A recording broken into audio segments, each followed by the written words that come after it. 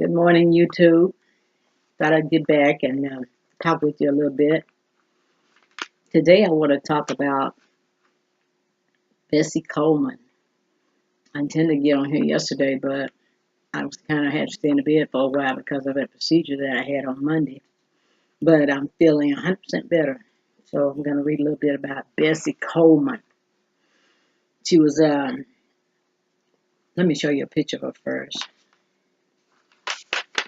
Let's see, I got this off of Wikipedia. This is an aviator.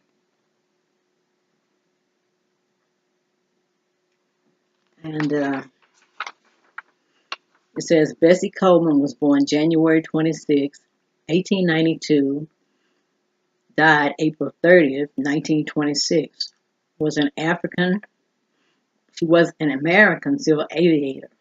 She was the first woman of African American descent and the first Native American descent to hold a pilot's license. She achieved her international pilot license in 1921. She was born to a family of sharecroppers in Texas. She went into the cotton fields at a young age, but also studied in a small segregated school and went on to attend one term of college in Langston University.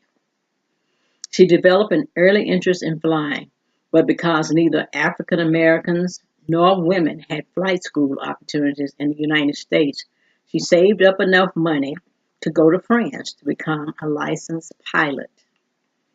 She soon became successful in the air show in the United States, and she hoped to start a school for African American flyers.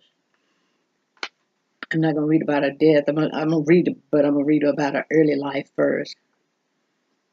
Let's see. It says Coleman was born January 26 in Atlanta, Texas, the 10th of 13 children to sharecropper George Coleman, who was mostly Cherokee or Choctaw and part African American, and Susan, who was African American. When Coleman was 2 years old, her family moved to Waxahachie, Texas, where she lived until age 23. Coleman began attending school in Waxahachie at the age of 6. She had to walk 4 miles each day to her segregated one-room school, where she learned to read and write and established herself an outstanding math student. She completed all 8 grades in that school. Every year, Coleman's routine of school, chores, and church was interrupted by the cotton harvest. In 1901, George Coleman left his family. He returned to Oklahoma, or Indian Territory. It was then called, and as it was then called to find better opportunities, but Susan and her family did not go along. At the age of 12, Queen Bess, as she was known, was a highly popular draw for the next 5 years. Invited to events and often interviewed by newspapers, she was admired by both blacks and whites. She primarily flew Sir Curtis NJ-4 or Jenny biplanes and other aircraft which had been Army surplus left over from the war. Okay, now we're going to skip a little bit. She went on to do a lot of flying and air shows, and it says that, however, she quickly also gained reputation as a skilled and daring pilot who would stop at nothing to complete a difficult stunt. In Los Angeles, she broke a leg and 3 ribs when her plane stalled and crashed on February 22nd, 1923. We're going to talk about, let's talk about her movie. She had gotten so famous, was getting so much fame until they wanted to make a movie about her. And it was going to be, the name of the picture was going to be the title, Shadow and Sunshine. It was to be financed by the African American Seminole Film Producing Company. So she gladly accepted, hoping the publicity would help to advance her career and provide her with some money she needed to establish her own flying school.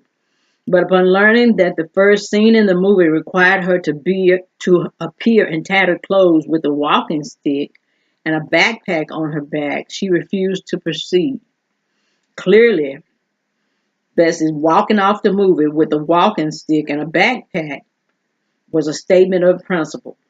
Opportunists thought she was about her career, but she was never an opportunist about race. She had no intention of perpetrating the derogatory image most whites had of most blacks.